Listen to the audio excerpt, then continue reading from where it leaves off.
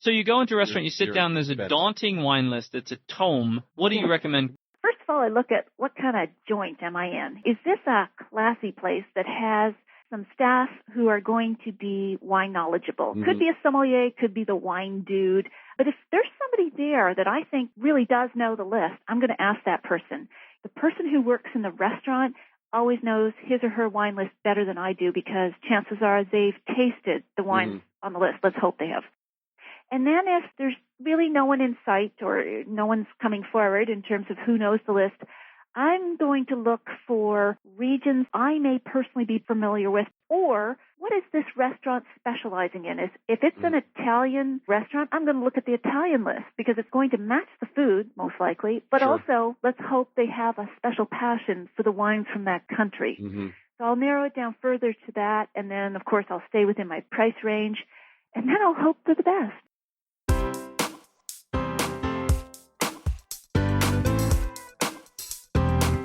Do you have a thirst to learn about wine?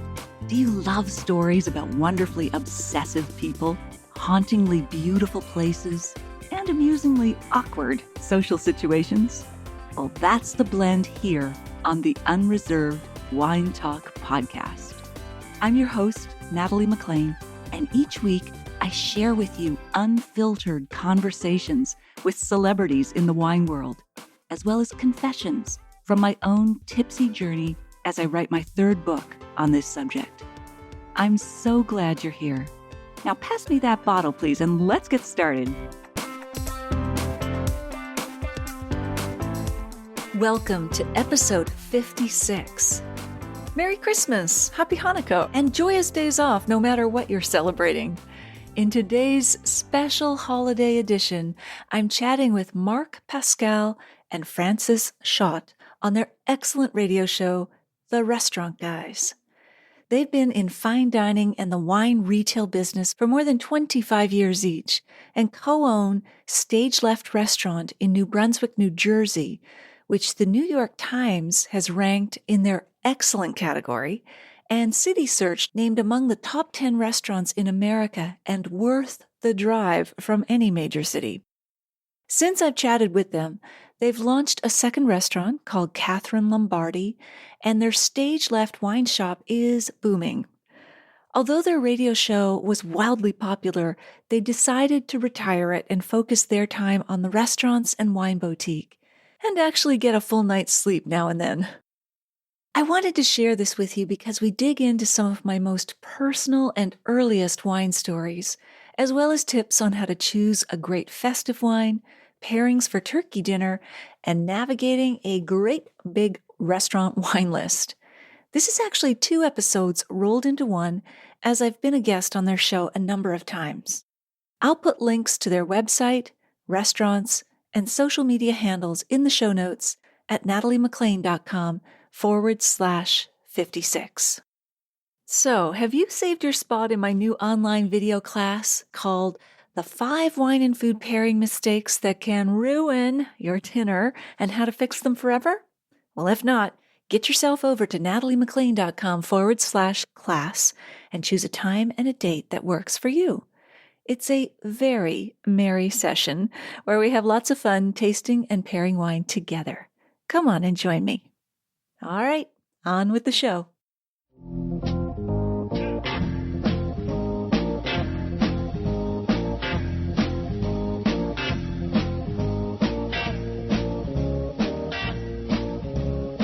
And good morning. You're listening to The Restaurant Guys. I'm Mark Pascal, and I'm here with my partner, Francis Schott. Together, we own Stage Left Restaurant in New Brunswick, New Jersey.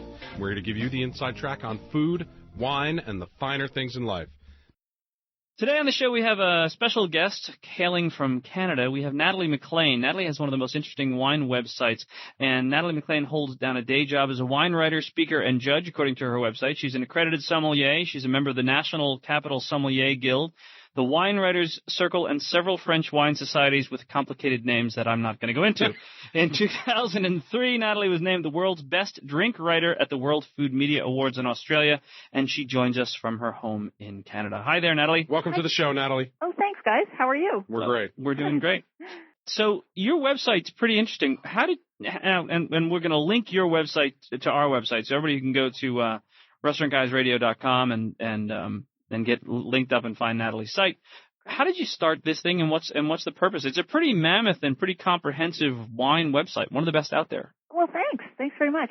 It's grown organically, like most websites, over time. I started writing about wine about 5-6 years ago. I like to say I started drinking when I met my husband. And, yeah, I haven't had a reason to stop.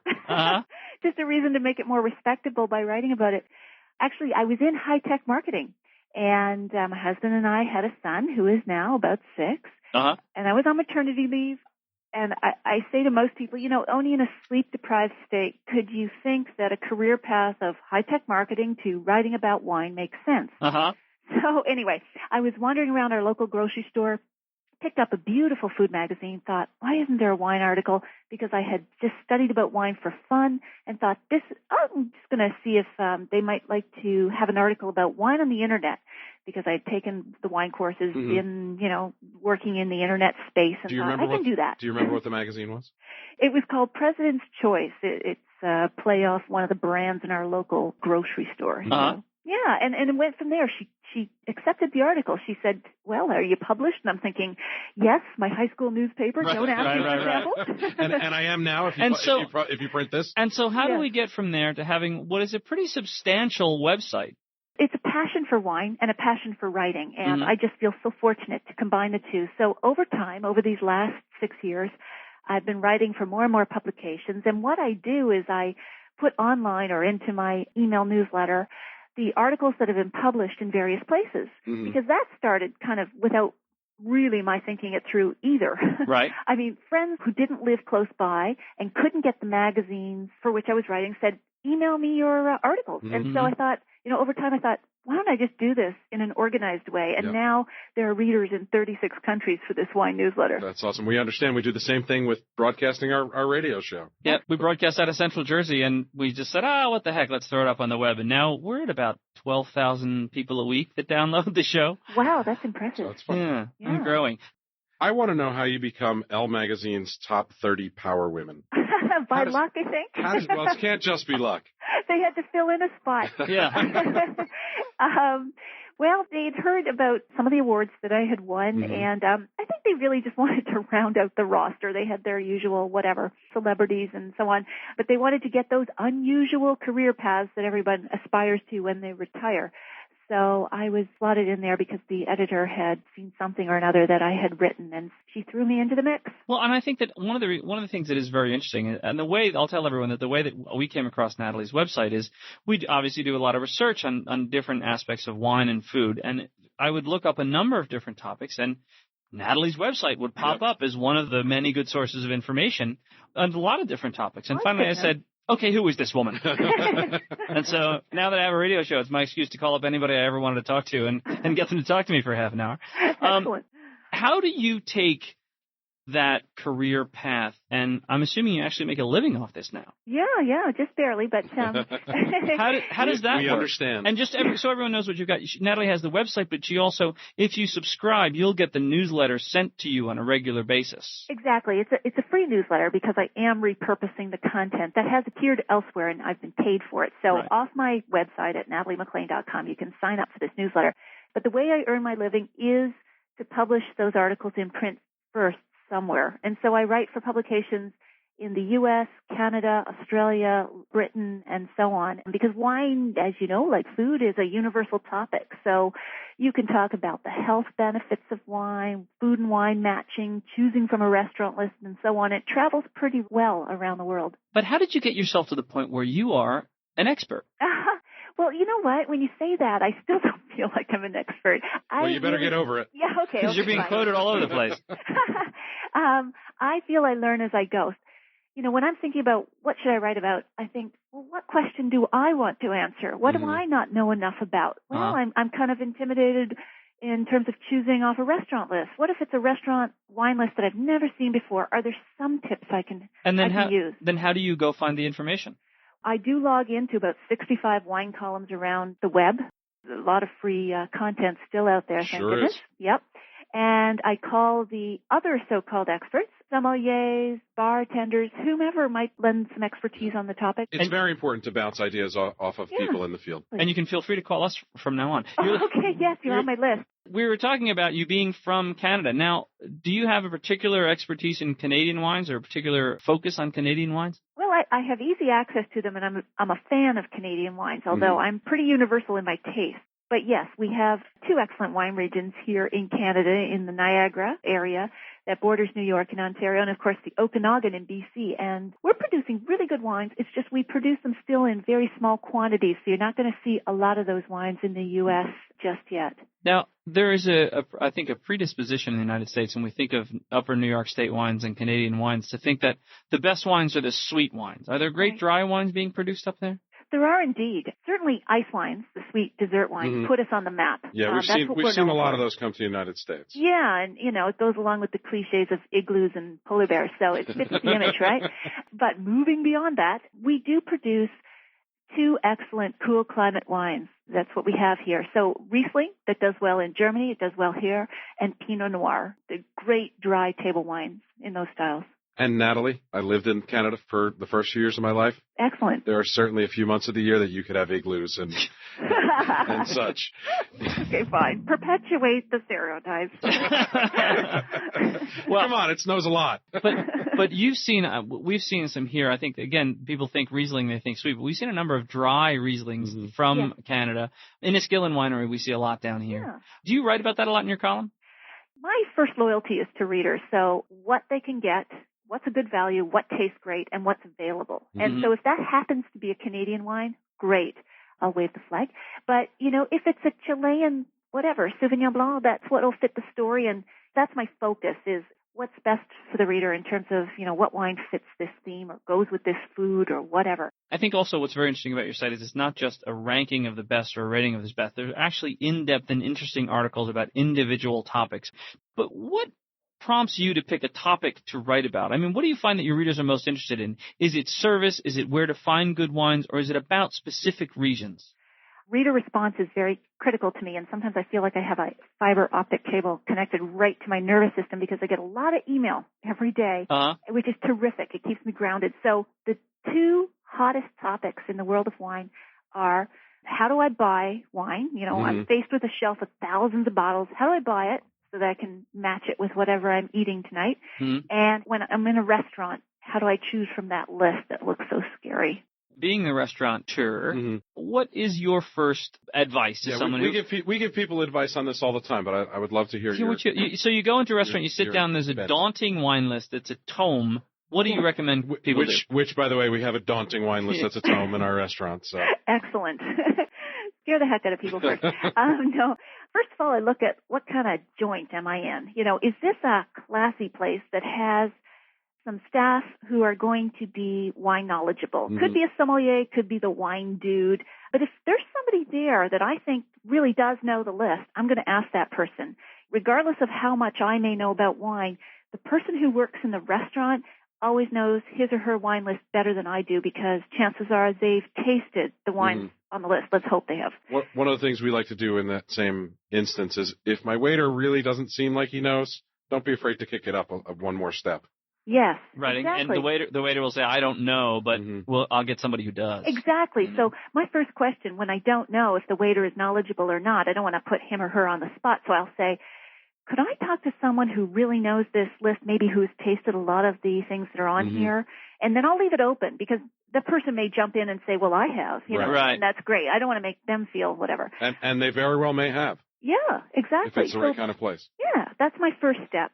And then if there's really no one in sight or no one's coming forward in terms of who knows the list, I'm going to look for regions I may personally be familiar with because I like whatever, California or Chile, and I may know the wines a bit better from that region. Right. Yeah. So I'm going to focus on what do I like, or what is this restaurant specializing in? If it's an Italian restaurant, I'm going to look at the Italian list because it's going to match the food, most likely, but also let's hope they have a special passion for the wines from that country.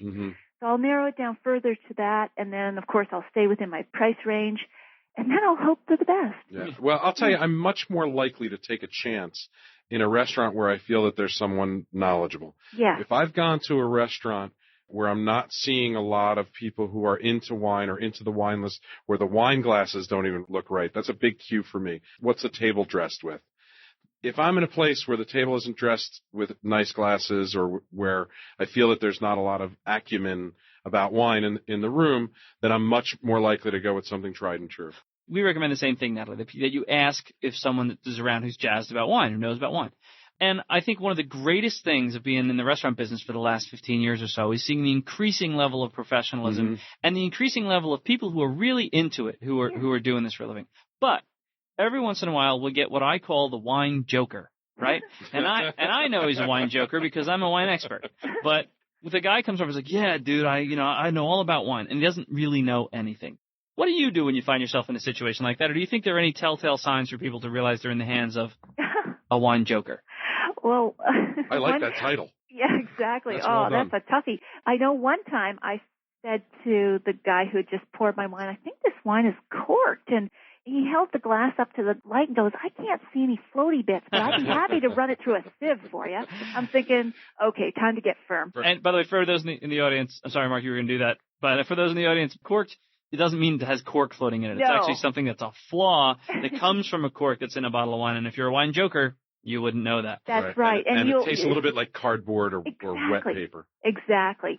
So, oh boy, that's a tough one because, okay, so if the guy is a joker and he's recommending something, I guess you just ask some questions, try to fish it out in terms of if he knows what he's talking about or she.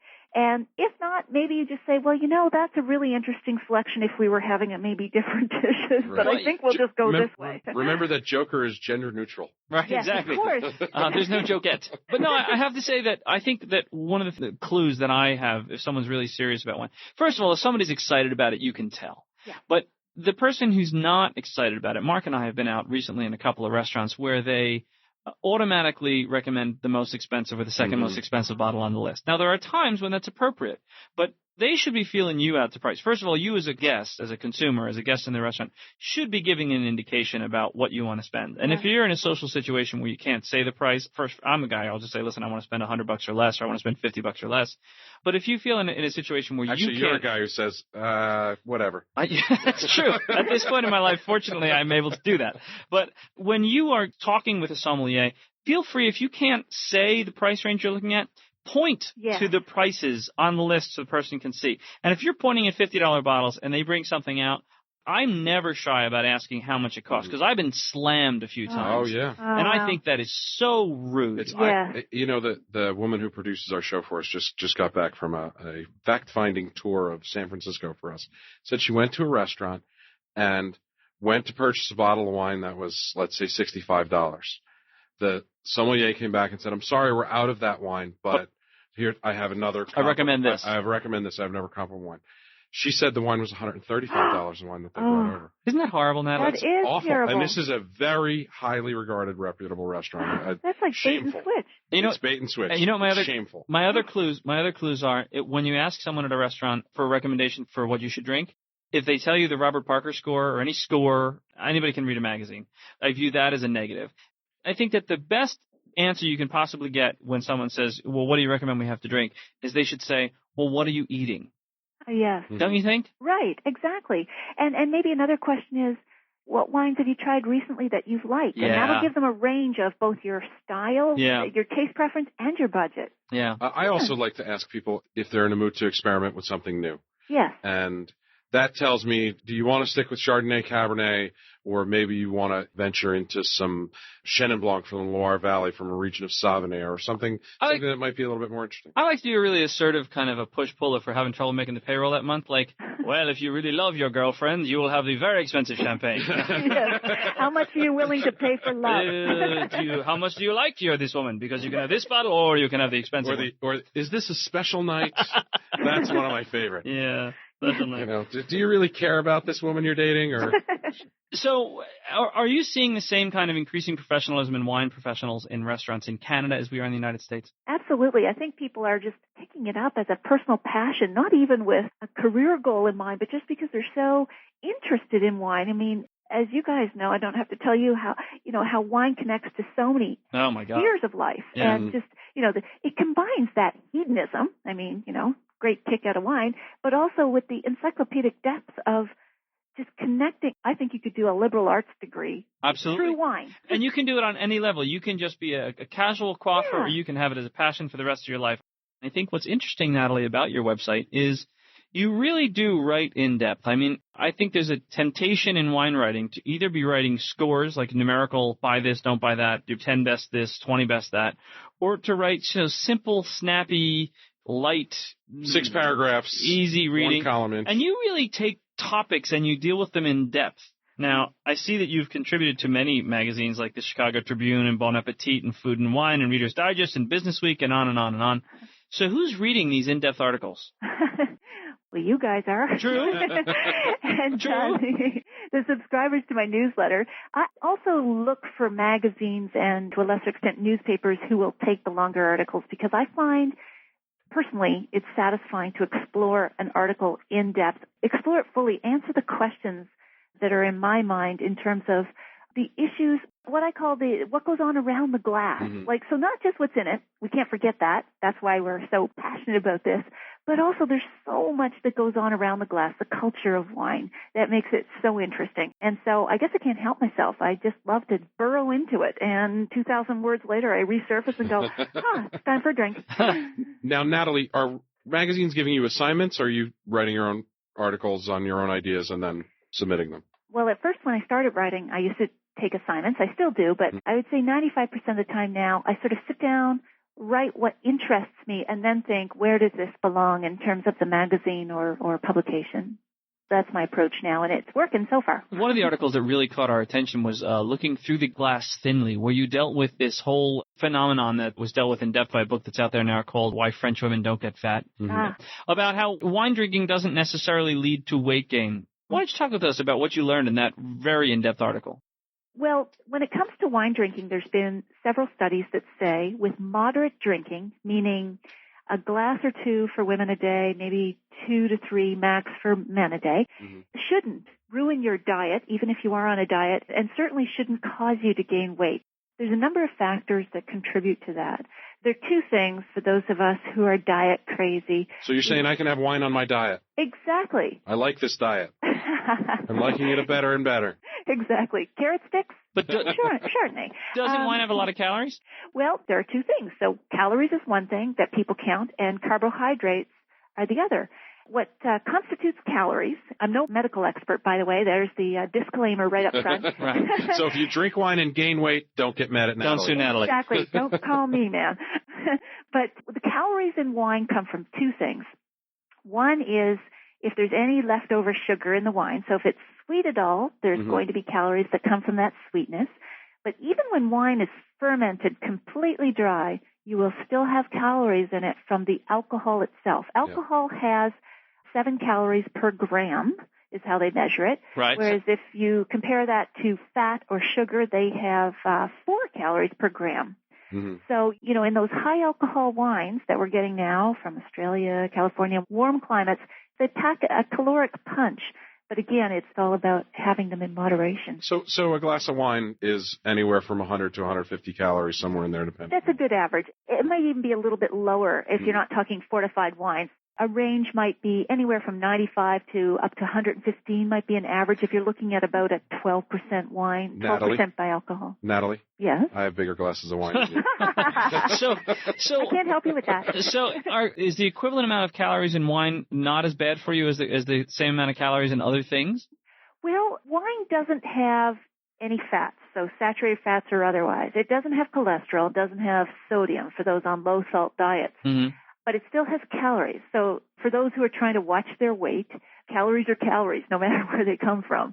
So you want to limit your intake of that. But to a large extent, wine is getting a better and better reputation in terms of its health benefits, not only when it comes to the calories and diet, but also to all of those other benefits that were discovered a little earlier on with the French paradox, where it was discovered there are heart benefits and so on in terms of your cholesterol. Well, I think one of the biggest benefits of wine is that what more and more studies show, if you look at them with a clear eye, is that it's when people take the time to have a meal at a table and enjoy it with friends, Yes. you're much less likely to overeat, you're much less likely to eat poorly, and you're much more likely to be healthy. Well, exactly. I also think you add stress into that as well. What does wine help? Wine is one of those things that helps relax you when you drink it in moderation, when you're drinking 2 or 3 glasses a day, not 5, 6, 7, 10 glasses a day. Right. And frankly, the people who are less stressed are the people who are willing to take a little bit of time and set that aside to relax over an enjoyable beverage. I know I certainly take a little time to relax over an enjoyable beverage. We only have a few minutes left, Natalie, and I just want to ask you about something that I found on your website, a little unrelated to wine. You should be frightened, Natalie. I don't know where he's going, but you should be scared. This is the setup. Is it true that you're a championship Highland dancer? Yeah, retired one. That is for young lasses. Now, Highland dancing is when you dance with your arms in the air, right? Yeah, exactly. And no scotch, because those swords are sharp. You see, my ancestors are Irish. We dance with our hands down at our sides. Yes, indeed. My grandmother was Irish. How do you become the Canadian Highland dancing wine queen? How'd that happen? Oh, dear. Lots of practice. What's that? Yeah, how do you get to the Juilliard? Yeah, lots of practice. I was raised in Nova Scotia, a very Scottish community in the East Coast. And, the girls did Highland dancing, the boys did hockey. So that was my life. I loved it. I practiced it 3-4 hours a day, went to competitions, fanatic, and then hung up my slippers, traded my tumbler for a wine glass. And you know what's really good about that, Natalie? What's that? You still have all your teeth. Excellent. I never thought about that. It's funny. I have, in my family, the girls all go to Irish dancing lessons and 2 of the guys do. And those 2 guys hate their parents for making them do it when they're 7. But when they're 13, they love that their parents made them go to this because they're awesome. The odds are completely in your favor. Hey, Natalie, we want to thank you for taking the time out of your schedule to talk with us. Thanks so much. Guys. You're fabulous. Great. Hello, everybody, and welcome back. You're listening to the Restaurant Guys, Mark and Francis. Today, joining us again is a regular contributor of ours, Natalie Mclean. Natalie, welcome to the show. Thanks, Francis and Mark. Good to be here. It's that time again, Natalie. It's time to talk about holiday wines. The autumn is upon us, and the holidays are approaching. Do you have any advice for us? Oh, sure. I love both Thanksgiving and the holidays in December because I think they're wonderful times to celebrate with wine. And get drunk with family. No, I'm kidding. No, never. We only encourage you to drink responsibly. Of course, but it does depend on what type of relatives you have. With Thanksgiving especially, if we want to start with that, I think, wine itself is a taste of the harvest. Just a wonderful treat to have on the Thanksgiving table. I think, though, that a lot of people get overwhelmed with trying to find one perfect wine for both the turkey and all of those side dishes. So I'm here to help. Yeah, whenever I'm arguing politics with the relatives, I want to have a bottle of wine in front of me. Exactly. Now, see, in the Irish, we have whiskey in front of us. That's why they get a little more heated, though. That works, too, yeah. Now, let's talk about the dining room table on Thanksgiving, first of all. We'll talk about champagne in a moment because that's important. Little funny story, by the way. My family, I usually bring the wine for the holidays, but I'm also chronically late. So I bring all the wine except the champagne. They want to be sure they have that while they're waiting for me. So my little advice for you is if you're going to assign someone to bring the champagne, assign someone prompt. Because having it prompt is as important as having great champagne. Exactly, and I think champagne is a terrific aperitif. Wet your whistle, literally, get those juices flowing while the turkey's finishing cooking. And champagne's also a wonderful way to start the meal, to toast the friends and family around the table. It goes with a lot of starters for a meal like soup or salad. So it's a great way to start. But you're right, you have to choose someone who gets there early enough. I think champagne gets kind of a bad rap that we only seem to have it on New Year's Eve, Christmas Eve, Thanksgiving, where champagne, like you just said, is a great starter. It's something that I go to in the middle of the summertime. I go to in February. I start with champagne frequently. Absolutely. That's a great idea, because I think sometimes we think of champagne as just a luxury drink. Granted, it tends to be more expensive than a lot of other wines, but it's such a wonderful aperitif, and I think it's one of the most food-friendly wines on the planet. But there are lots of less expensive sparkling wines from throughout the world. Spain. Exactly. Well, let me address that for just a moment. I want to give you one caution that's an old rule, but it's still true. You know how sometimes, there's good wine now that comes with screw caps on it. There are $100 bottles of wine that come with screw caps on it. Champagne comes with a cork, and the cork has to be made of cork. So if you've got one of those plastic corks, see, if it's plastic, it's not a cork. And the champagne inside is... It's definitely not a good sign if you're screwing off your champagne. But it doesn't have to be... Francis gave me a dirty look. Oh, my. Family radio program. But the thing about it is, look, if it says the word champagne, it should say the word France somewhere else in the bottle, and you know you have real champagne. That's right. But there are great sparkling wines from around the world that don't necessarily need to be champagne, right, Natalie? Absolutely, and I think one of the best sources for sparkling wine is California. If I look down there, there's just so many great bubblies from, Domaine Carneros, Domaine Chandon, Roederer. Jordan makes a sparkling wine called Jay. Yeah. There's so many good ones. I mean, they're crisp, they're bubbly, and they're usually a good $20, $25 cheaper than non-vintage champagne from France, and I think they taste just as good. They're different. They tend to be fruitier, but they're lovely, lovely, bubbly. I'm going to give two recommendations that Mark and I have for sparkling wines from America, from the United States, and then Natalie, I'm going to ask you for your two, or one at least. One is not from California at all. It's made by a guy named Tony Soder, who used to own a Tude winery in California, still making the wine there. Owns Soder Vineyard in Oregon, and he has a Beacon Hill Rosé Brut that is spectacular. Not inexpensive, though. Beacon Hill Rosé. This would be what you would expect to spend for champagne. And the other California wine is the Roederer that you mentioned. The Roederer L'Hermitage is really a delicious California sparkling wine. What are your picks, Natalie? Well, Roederer for sure. And, there are several champagne companies that have California operations, Sure. Roederer being one. That's the French Roederer. They use their expertise and the tradition to jumpstart their California operations. But I think my favorite bubbly from California is California-made, bred-born is Schramsberg. Yeah, delicious. It's such an elegant bubbly. It's right up there for me with the best of French champagne. I want to give everybody just a little pointer as you're buying sparkling wine from wherever you buy it. Look for the words Method Champenoise on the label. That is a delineation of quality. It means it's made the same way that the champagne makers from the village of Champagne make their champagne. Is a tremendous difference in quality than basically the way some of the inexpensive champagne makers make their champagne, which is the same way we make soda. That's right. Actually, what you're more likely to see today is Method Traditionnel. Yeah. Yes, exactly. The other thing about a little advice for your champagne, for both safety of opening and enjoyment of champagne, you've heard us talk on this show about how white wines are often drunk too cold in this country. Champagne needs to be cold, right? I mean, do you think that's like buried in the ice for a while, right? It does, both for taste and for safety, because if it's not cold enough, it's going to fizz a lot more when you open it. You're going to lose a lot of wine, maybe an eyeball. Yeah, exactly. Well, probably somebody else's eyeball, but still nothing good for the holidays. Maybe just a tree ornament. At the very least, point it at your in-laws. Natalie, why does champagne need to be so cold from a taste perspective? Like, kind of cool champagne, it's cloying for me. It doesn't work for me. Whereas I like Chardonnay a little warmer. I like Sauvignon Blanc maybe a little warmer. Why does champagne need to be so cold? I've wondered about that too, but I think it's to do with the refreshment and the bubbles. Mm-hmm. So you've got this swarm of bubbles passing over your palate, which is very refreshing, and one of the reasons why champagne goes with so many dishes. But I don't think I'd want a warm swarm of bubbles. I mean, it just would taste like warm beer or something. It's probably the same reason we like our beer cold. No warm swarm. Okay, next question is, one of the big problems with bringing wine for Thanksgiving is the wine that goes with turkey is unlikely to be the wine that goes with cranberry sauce. How do I deal with that? Well, first of all, if it doesn't work out, have a bun in between. I always say drink what you like. Don't get too caught up in the right wine, the perfect wine.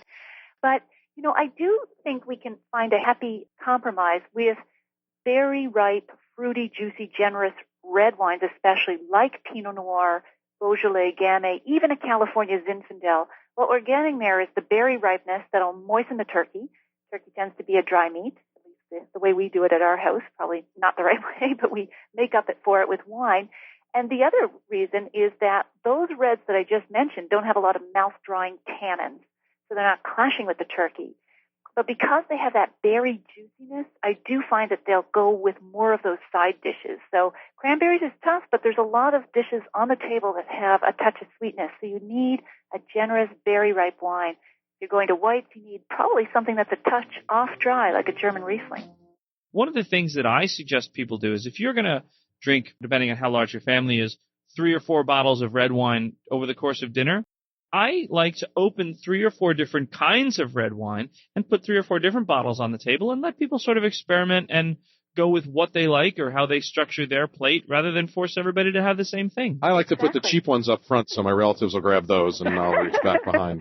Decoy wine. Oh, I like that. Decoy wines. What do you think about that strategy of holiday I think dining? That's great. That's treating your wines like a side dish, which I think is an excellent way to do it. Don't get uptight. Just offer some different wines. And what can be fun is if you put a few wine glasses at each place, people can even compare which goes better. Do they like the Zinfandel or the Pinot Noir better with their turkey? And that can be a lot of fun. Yeah, and surprising. I think sometimes when you actually taste the wines that you've chosen with the food that you've chosen, there are sometimes some surprises there, even for people like us. And also, you don't, when you're at that family dinner table, you don't need to say, well, Mark, I find the tannin structure in this wine to be a little aggressive for the cranberry sauce.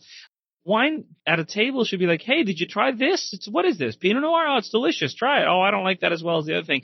And that becomes part of you sharing a meal. Remember, a bottle of wine is shared family style. When we put together a tasting menu in the restaurant paired with 7 courses of dinner paired with 7 different wines, you're looking for us to bring you through a progression, one after the other, very carefully, a point of view that you're adopting and allowing us to take you down a road. That's not what family dining is about. That's usually not what dining in your home is all about. That's right. Yeah, I like the informality of that. And just passing the bottle from person to person is a bit, tribal and communal. And if you want to be really, get into it, you can just drink right from the bottle. Go right ahead. Just wipe it off before you pass it to your left. Depends on your crowd and your relatives. Well, now, speaking of the crowd and the relatives, here's something that people have a hard time figuring out and ask us all the time. If you're having people over for maybe hors d'oeuvres for a little while, family dinner, and everybody drinks wine, how much wine do we buy? How do we determine how much white and how much red? How do we do that? Sure. I'd start with how well do you know your group? Do you know if they tend to be, first of all, wine drinkers, or are there a lot of people who like beer or spirits or whatever? Because that's going to tell you the mix. In my case, they'd say, is the Irish part of the family coming? And then we, that's which is all of it. And then I was just about to say, in my case, we'd say better have a lot of everything. Yes, that's true. Because, it doesn't go bad. So if you overbuy, that's a good point. You can always save it for the next party. Yeah, not so much with the turkey. Yes. But so then, if I didn't know, or if I thought it was mostly a wine-drinking crowd, and it's going to be a sit-down meal, we drink more over a sit-down meal than we do at a standing cocktail party only. And we drink more at a long meal, like a multi-course dinner or a long dinner like Thanksgiving. So I would calculate at least an average of a half a bottle of wine per adult, because some people are not going to drink that much. Some people are going to drink a little more, and of course you want to be socially responsible and keep everybody's water glass topped up. But that's what I would calculate on average, and I would either do 50-50 red and white or lean a little bit toward the red wines, given just the consumption patterns overall today. But, if you know your group, it's better to go with that. I found that over the years, when I first started in the business 20 years ago, it used to be when you would cater an event or supply the wine for an event, the rule was half a bottle per person for a dinner. And then, you'd adjust it if there was a cocktail hour or if there were children present or you could adjust it. But the basic or if the event was going longer. Right. But the basic formula was for dinner, a half a bottle per person. And it was whites over reds 2-1. That's changed, hasn't it? I think so. And it may be just the crowd I'm running with, but I do think more and more people are drinking red because of the health benefits, because we're more wine savvy these days, so we're experimenting with the flavors that red offers, and that sort of thing. A lot of wine drinkers start with sweet wine and start with white wine, and then over time, as they become used to wine, to a novice wine drinker, sometimes red wines can seem bitter because of the tannins. Right. But I think that we as a nation, down here in the States anyway, I've watched people's palates change because sure enough, we used to sell whites over reds 2-to-1, and now it's about 50-50. No, you're even selling more red than no, it's true, especially at a Thanksgiving dinner party. Oh, yeah. I think that's really fascinating. And with the popularity of Pinot Noir after Sideways, I mean, it's the perfect turkey match. I think a lot of people will be up for trying it if they haven't. Yeah, I completely agree. Natalie, what do you do when somebody brings you a bottle of Absolute Plunk? What do you do? It's Thanksgiving Day. Yeah. Here, I've just brought you the homemade blueberry wine. What do you do in that scenario? I'd say, thank you so much. This is so special. I'd really like to save this for some other opportunity, some other occasion. I don't know. You could open it on the table, especially if you're going to have multiple bottles. Mm-hmm. And then when they go to the bathroom, pour half of it out. Right. You need a well-watered fern there in the living room or the dining room. So, yeah, if it's casual and you got multiple bottles open, just put it out there and people can try it if they want. Why is the dirt around this ficus all red? No. I am of the opinion of open it and serve it to them. Mm-hmm. Yeah. No. Oh, them. Make them drink their own wine. That's it. Yeah. No. Well, the other thing is, now, how do we know? You know what? We've just struck fear into the hearts of many of our listeners. Certainly our friends who bring wine over to our house struck fear. Actually, you look at it, and you what I recommend is you take the bottle, you look at it incredulously and say, are you kidding? I just realized how snobby we sound. My God. What jerks we are. This is the holidays. Where's Tiny Tim?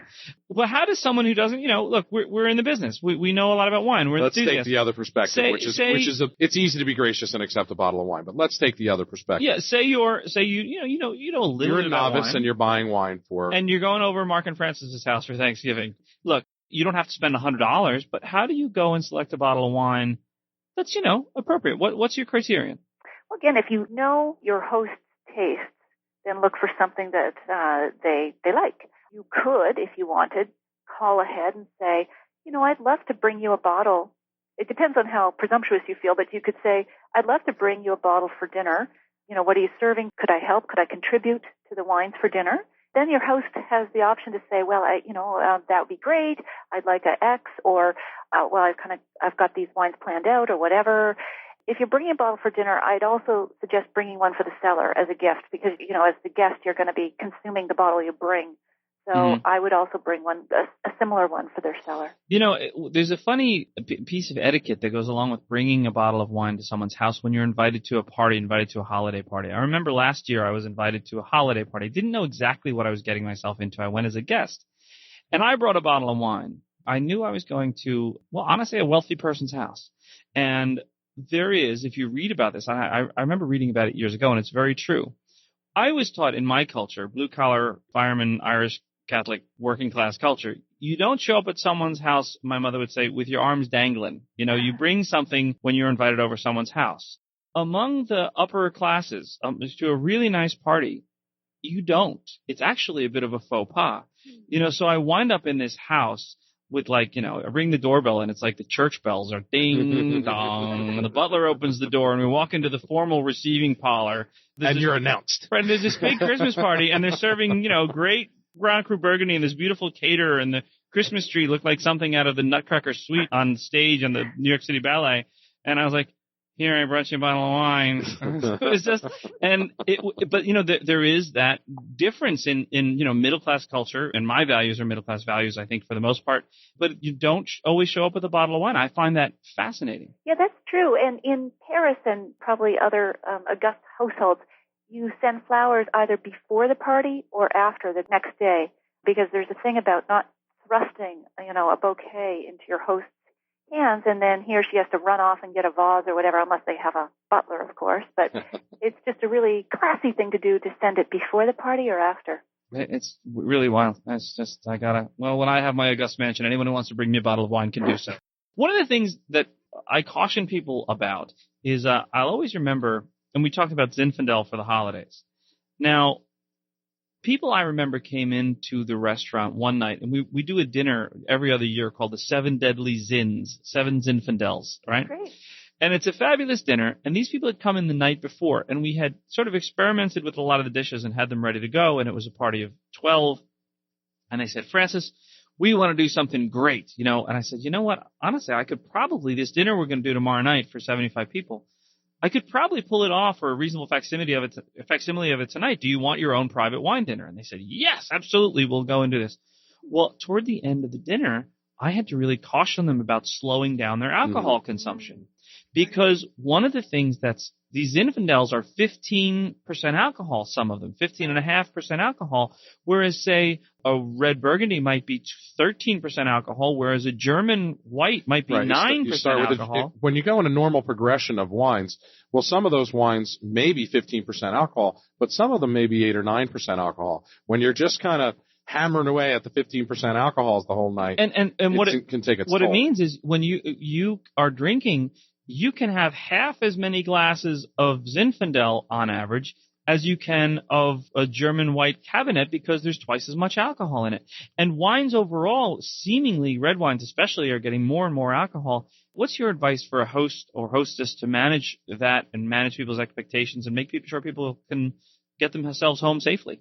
That's an excellent point. I agree. I just written an article for my website on the increasing levels of alcohol, and I think it's worrisome, not just for being socially responsible, but also for taste, because when you get that hot alcoholic taste, it overwhelms a lot of the other aromas and flavors that make wine such a pleasure. But to be a good host, if you are having a long evening or a sit-down dinner or cocktail party, try to look for some wines that are either in the lower end or at least mid-range, the 12, 13%, which is now considered average. That'll help, but also make sure that people have their water glasses filled up constantly so that they're not having to slake their thirst just on wine and alcohol. That's one thing we do here when my husband and I say have a dinner party. It's really important so that because sometimes people don't even realize how much they're drinking because you're topping up their glasses, they're talking. So that can be an issue. So you want to slow things down that way. See, in college, we could just take everybody's keys on the way in. Yeah, but they have to get home for the kids now. Your friends are older. The other thing that I think is appropriate is you can point out to your guests, just as a matter of conversation and discussing the wine, that certain wines have a higher alcohol content than other wines. Again, people drinking German wines, they're very quaffable and they're less dangerous. I find that it's interesting to help raise people's awareness of what it is that we're drinking from an alcohol perspective. Well, I'll frequently have Belgian beers available at my house for events and parties and things like that, and I just because they're one of the things in the world that I really adore.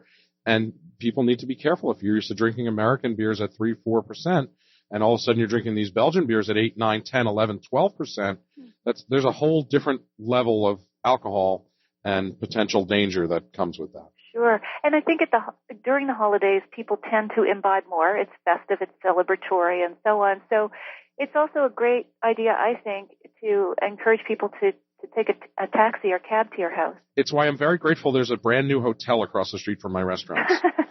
That's convenient. It is indeed. Hey, here's another wine pairing pitfall. One of the things that's difficult is people often ask at home, how do I pair a wine? And in restaurants, people run into this problem as well. How do I pair a wine with a salad? I'm a determined hedonist, so there's no dish that can't go with wine. I think vegetables and salads present unique challenges because they don't have the proteins that meat does, and proteins dance with tannins in red wine. They just bind together and go happily off across the dance floor. But with salads and veggies, you are often talking about strong herbal flavors. So I look for a wine I call them green wines. Green wine and green food go together. And by a green wine, I mean those that are crisp, they have lots of acidity, herbal flavors. New Zealand Sauvignon Blanc is like salad in a glass, I think. An Austrian Gruner Veltliner, another good choice. Even a German Riesling has often the flavors and the lovely acidity that will go well with veggie dishes. I think that people often neglect white wines. I think people get into wines and they start with sweet wines and then they'll go to white wines and then they'll go to red wines. And each time saying, oh, well, I don't really drink white wines anymore. Now I'm serious about red wines. The variety of white wines, some of them, you mentioned the Austrian Gruner Veltliner or Austrian or German Rieslings. Yes. Some of these wines are really endlessly interesting. And I always say that German Riesling especially operates on like a Shakespearean play. If you don't know anything about wine at all, you're like, wow, that's a sweet, fruity beverage. Delicious. But you can find German Rieslings that at the same time, if you're a serious wine geek, you can be like, holy cow, look at that. That's right. Yeah, they have such versatility. They're one of the wines that I recommend for many dishes. And in fact, on my website, I have like a little wine and food matcher, an interactive tool where you can just plug in the dish or plug in the wine and it'll spit out what, not literally spit out, but it'll tell you which wines or foods go with it. So I've tried to simplify that, but, you know, for a lot of dishes, I kept putting in German Riesling. Yeah, exactly, German Riesling. exactly. It's like, yeah, I think I'm in a rut here, but it does go so well with so many dishes. Hey, listen, Natalie, we need to leave it there. Thanks for your advice for the holidays. Oh, thanks, guys. Thanks, have a Natalie. festive one yourself. Well, Natalie, thanks so much for being with us and giving us advice for wine on the holidays. We hope that you have some happy holidays, and we'll see you again soon.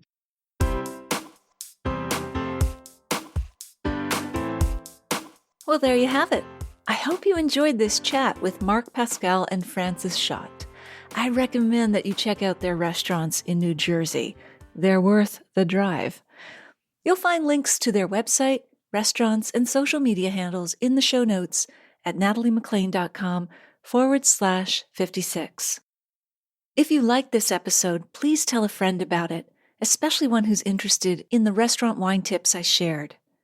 My podcast is easy to find whether you search Google on its name, Unreserved Wine Talk, or on my name.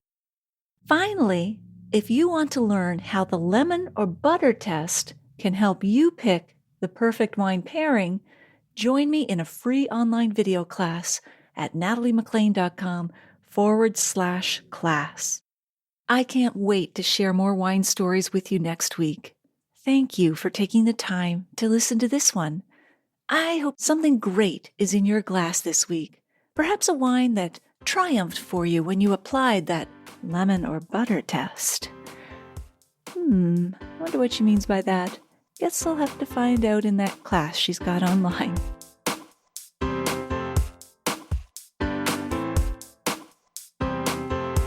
You don't want to miss one juicy episode of this podcast, especially the secret, full-bodied bonus episodes that I don't announce on social media. So, subscribe for free now at nataliemclean.com/subscribe. Meet me here next week. Cheers.